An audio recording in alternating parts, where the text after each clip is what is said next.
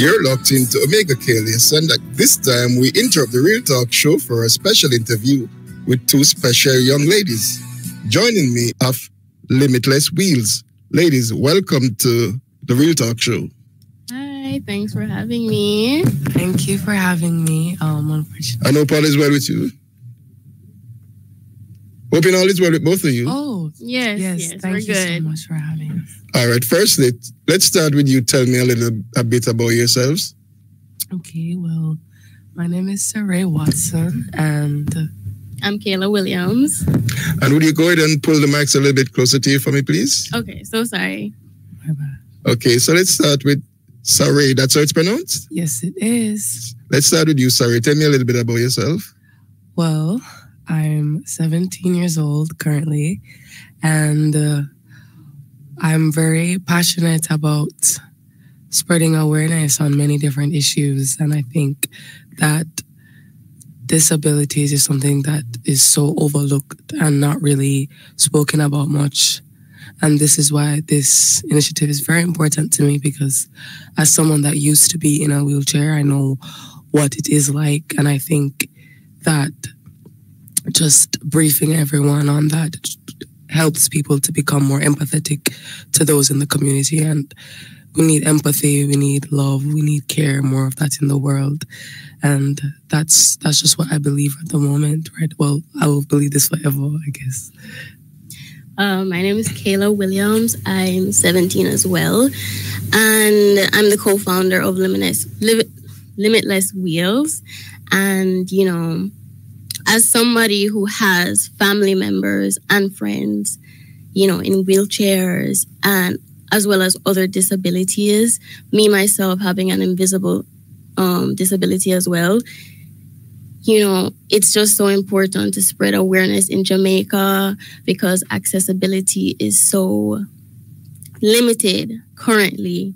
So by spreading awareness and telling people that, you know, this is a real thing, many people have it. It's so important. But yeah.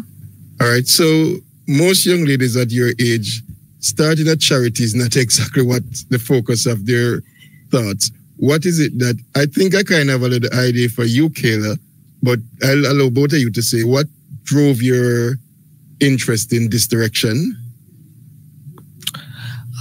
Well, to be honest, I've always thought about this for a long period of time, but I never really pursued it, I guess. But I remember thinking about it and just being inspired by other young people starting different initiatives for whatever reasons that they started their initiatives and stuff like that. And I was speaking to Kayla about it and just the different ideas that we had, and she mentioned we collabing on it, and I think that was such an important thing because we work really well together, and I think it's very important that young people get involved with these things, and because young people relate to young people, and they're young people who are disabled, and if young people are telling you about it and really trying to get you aware, we might be more likely to listen. And I think our goal is to just get people to listen and want to be a part of a cause that will, you know, change many people's lives. And I've always wanted to be a part of change. I've always wanted to be on the forefront of change, and that can manifest itself in different ways. And this idea is just one that resonated with me a lot, and I feel like it was important that I did execute it, that we did execute it. So it's essentially me wanting to be on the forefront of change and finding something that I'm passionate about to be able to go through with it. And you, Kayla? It's basically the same thing, you know. Me and Saray, we work so well together. And one day, you know, we were just talking because we talk about so much stuff. And it just came up in the conversation. And it so happened that we had the same idea, the same plan to be at the forefront of change and just spread so much awareness in a country that lacks it, you know, right, in certain areas. So when you guys had that initial conversation about doing this, what were your next step in actually starting it?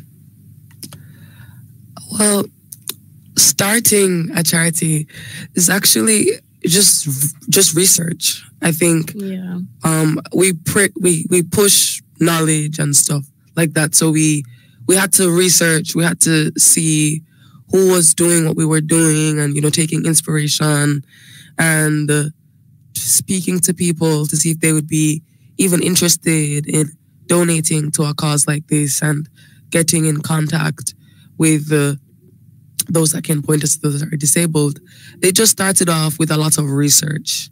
And then when we researched it, it became very plausible. We became very motivated because we do realize that it's something that can be executed. And even though it might be a bit difficult or not the smoothest road, because starting a charity is usually very expensive, which is very ironic.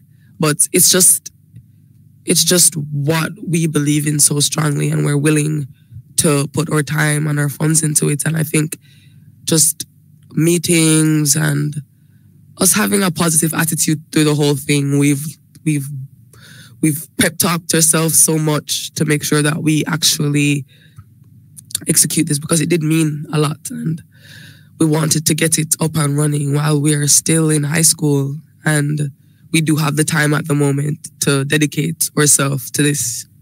All right, so where are you guys and the charity based? We are based in Jamaica. So spreading, donating wheelchairs, donating kits, donating all of these stuff to people island-wide.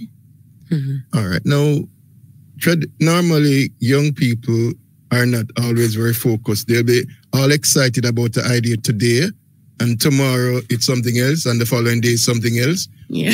How easy was it to get people to take you seriously?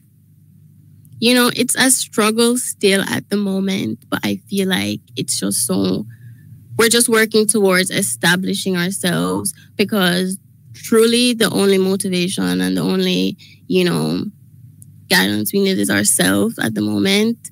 Like, just motivating with each other and making sure that we put in the work to make people take us seriously.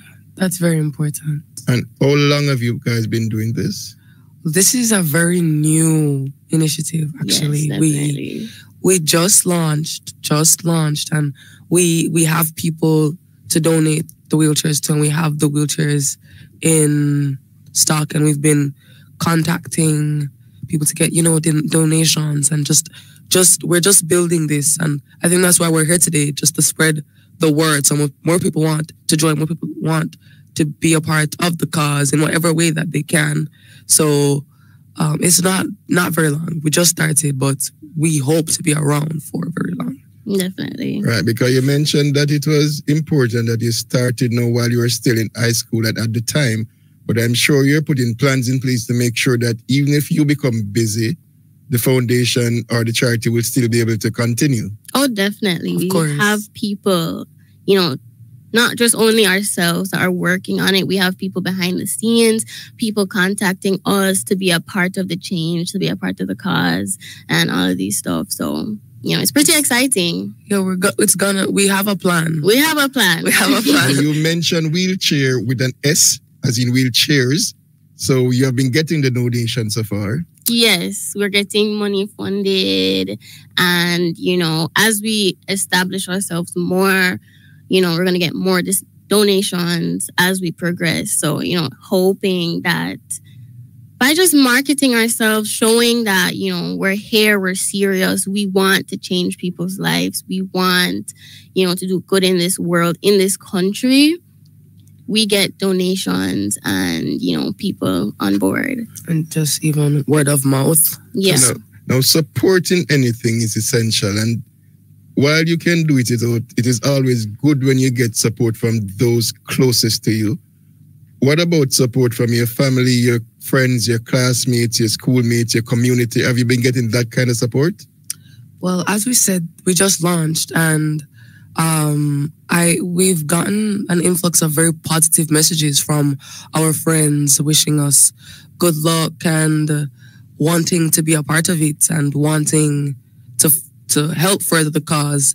And our parents are very supportive. My mom is very supportive about the whole thing, and family, friends, because it's an important initiative in my humble opinion. And I'm very grateful that I'm around people that support young people who want to make a difference, because lots of times it's just written off as another attention-seeking ploy or something we're not going to take serious or commit to. But just even our upbringing, even the school that we attended, it's just, or do attend, we've always been pushed to commit and to fully see through something. Definitely. Now, Omega Radio and Kalis are very big on giving back. So we are very happy to be a part of helping you guys to promote and create awareness. Now, you say you're new. Does that mean you have not yet done your first donation? Yes, that actually means that we have our donations set to be done within the next week. So we have the person and we have the wheelchair. We just felt that it was important to launch and get people on board to just to see us make the donation and be a part of the beautiful moment that is about to happen. And that was very important to us. So we've just started building our following. So when they see the beautiful moment, they're more likely to share it and stuff. So it was very important that it was done in this order. Yeah, so when people see that this is real and authentic, more people will be coming on board to assist. Definitely. Okay, so you're starting with wheelchairs, but I'm sure wheelchairs are not the only things that you guys intend to do. Definitely not. What are some of the other things that you're hoping to achieve? There were many ideas that were like spoken about. I know we speak a lot about disabled communities, but Kayla had the lovely idea about love kits to women or mothers specifically, or pregnant women within inner cities that don't have the support. We're all about giving support, and this love kit would include things for the baby and things for the mother, just to make her feel more supported and just have a little girl's day, just time to herself, because it can be a lot, especially dealing with extenuating circumstances. But of course, that initiative is gonna take place later, because we do want people to want to donate to these kits and stuff like that. And also just probably reading to kids and to kids in disabled homes and disabled schools for the disabled and homes for the elderly. That we do have to happen, because we're not only about the wheels and the physical, we're all about the mental and just building the psyche of those in need. Not necessarily the disabled, but even though that is the forefront of. So based on some of the things you are looking to, it sounds to me like not only will you be seeking donations in terms of kind, but you'll also be seeking people who are willing to donate their time to participate in some of these events, like the reading to the kids and stuff like that. Definitely. And we already have suitors. Yeah, we already have people. Like when we launched, we got so many messages of people wanting to be on board and people wanting to support. So we're not in doubt that we won't have people. You know, we're very sure that people will donate their time. Yes. So even if you guys weren't planning to take this thing seriously or far, the kind of support and response you have gotten is making it so that you will have to. We have to. We have to. But that was always the plan. It was always the plan. Always a plan. So, in terms of the people who will be donating to, are these people that you select, or are you open for people to making suggestions to you as well? We want people to come to us, actually. Yes, we want people to reach out. You know, we're in contact with a couple of churches, the Combined Disability Association, you know, Kiwani, stuff like that. We've spoken to people. We had to do that just to get the ball running. But when we do get more wheelchairs in stock and the more donations and everything, we do want people to reach out, and they'll be put on a list, and we'll do our best to fulfill our promises, because we do take our promises serious. We won't make any promises that we don't think we can fulfill. So it's just about communication and stuff like that. All right. So in terms of your first, you say it's within a week. Do you have a day tied down, or you just know that you will do it within a week time? We're still discussing with the families at the moment, but definitely this week. And as you say, you will be making the public aware of it because you want people to see that this is real and genuine and this is something that they should be a part of. Definitely. We have social media. We have an Instagram, limitlesswheels.ja. You can, go on and follow and keep up to date with us. Yes, to be a part of the first beautiful moment because we'll have videos and just getting to know us, the people behind Limitless Wheels. So you mentioned the social media that they'll be able to see what's happening. But for people who are maybe catching the tail end of this discussion and really want to know what you guys are about, are there any other ways that they can do that? I mean, for right now, we do have a website in progress. It's going to be launched very soon, very quickly. So the website, so Google.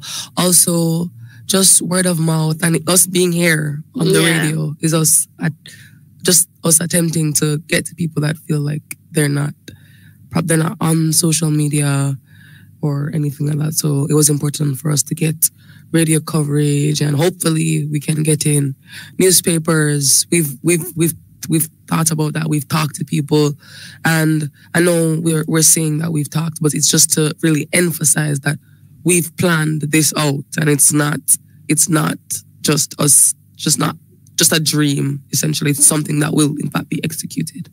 Well, I can tell you that after this discussion, the awareness of Limitless Wheels will not only go up in Jamaica, but it will go up in places like England and Florida and Honduras and quite a few places across the world. So I'm sure you'll get more people reaching out to you.